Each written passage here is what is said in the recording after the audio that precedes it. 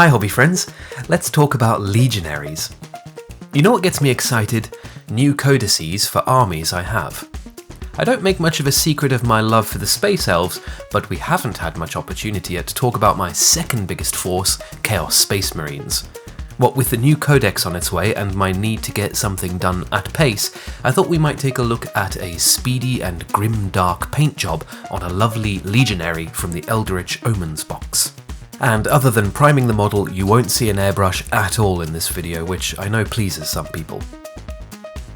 Here's the problem with speed painting Chaos Space Marines though.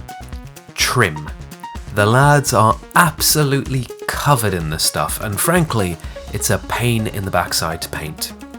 Now, I'm not claiming to be the first person to have worked this out, but if this is the first you're hearing of it, then that's the important thing. If the trim is the annoying part to paint, then paint the trim first. That's why I'm basing this bad boy in brown.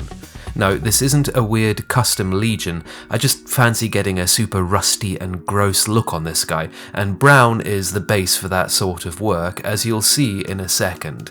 If you're painting something with a cleaner look, then you can go straight to silver here instead. Brown down, time to sponge. On the palette, there are two orangey browns and a really orangey orange. Starting from the darkest shade, I'm going to town on the model with my sponge.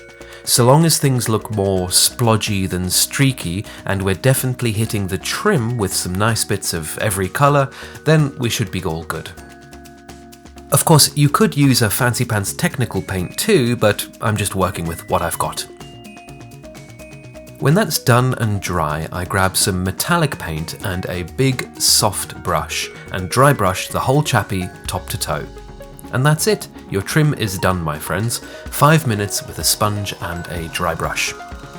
Okay, so now we've got to do the panels themselves, and you might be thinking I've shifted one annoying job and replaced it with another, but it turns out it is much faster to paint the panels after the trim because you have a little walled space to work in that helps guide your brush.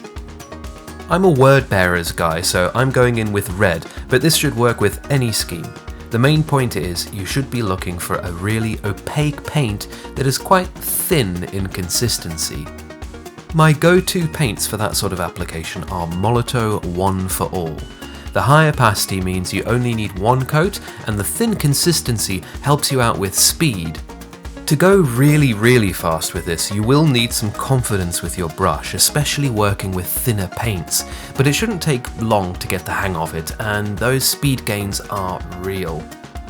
Not really that much to go now. I like to keep my warp blessings a little psychedelic, or at least saturated, so I went with a purple base and a blue AP speed paint over the top there.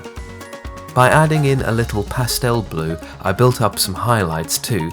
A lot of our blending will be taken care of later, so don't worry if your highlights have some texture.